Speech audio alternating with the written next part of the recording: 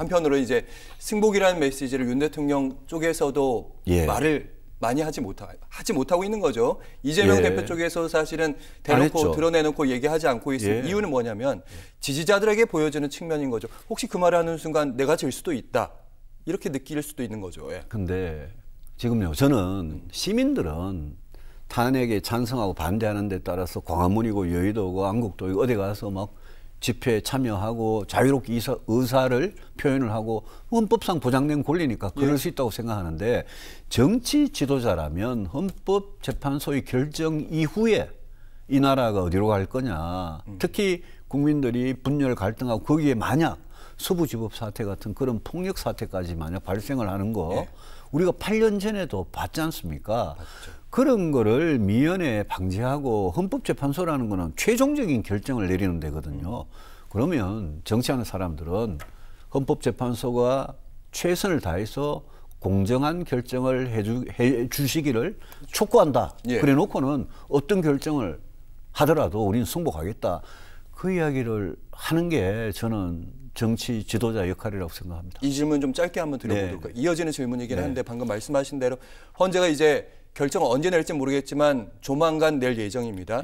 내리고 나면 혹시라도 그걸 받아들이지 못하는 지지층에서 어떤 불상사가 일어날 수도 있다. 이런 생각을 혹시 하시는지? 저는 굉장히 걱정을 많이 합니다.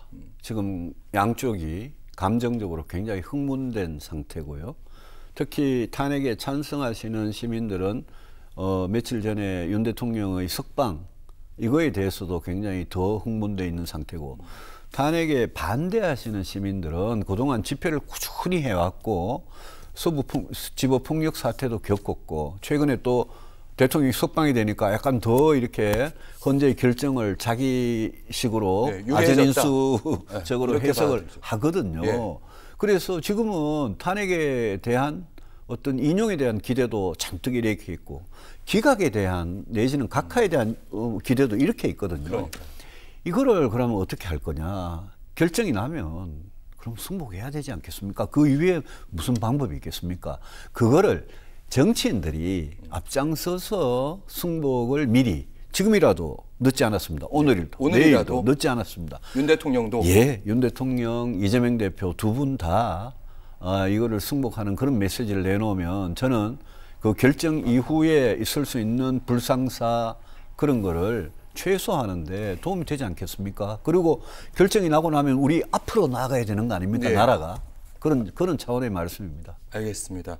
지금 헌법재판소가 결정을 제가 조만간이라고 표현을 썼는데 사실은 내일 난다는 얘기도 있고요. 그리고 다음 주 월요일 난다는 얘기도 있고 오히려 미뤄진다는 얘기도 있고 어떻게 보십니까?